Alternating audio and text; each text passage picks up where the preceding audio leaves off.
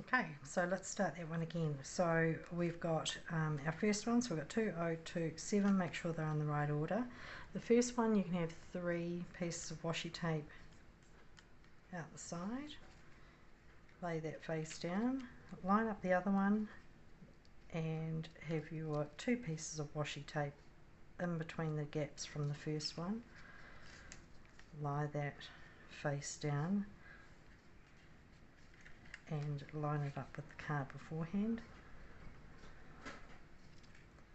Then you're going to do your middle ones like so, and leave your 2 tabs there. The next card, you're going to line that up as well, and with your washi tape again, going to match with these ones. So this one will have 3 on it as well. And I've lost my tape again. And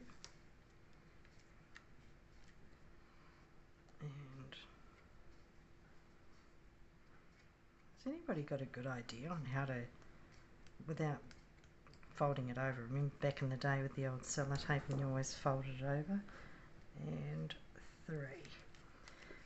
Face that over,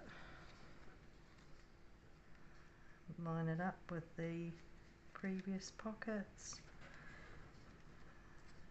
and this time we're going to take the 2 center ones. Okay, so that one's only got 2 on it. And your last one, we'll go back to the blue again, and this will have 2 to match those 2. There we go.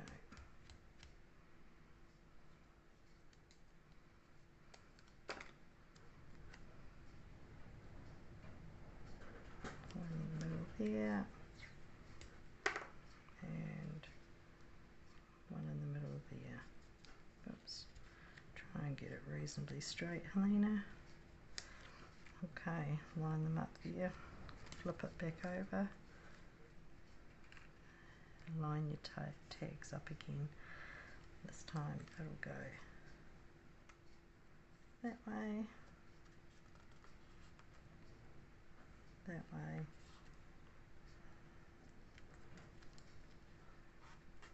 that way. It just the kind of all matches nicely. So there you go, you have, I'm going to pop this in here, pop those ones back in there, and our little 2, 0, 2, 7. And you can see how those washi tabs are holding the booklet together. If your washi tape's not very strong, you might actually want to glue it as well. And that, I think in Tanya's kit she gave me a little bulldog clip, so I may even put a bulldog clip there. Like I said, if you want to ink or stamp these, maybe I might even stencil it yet. I haven't thought about decorating it, but they're not massively big cards, so you don't want to over embellish it. But I might do some embellish. I might put some writing paper on the back. So there we go.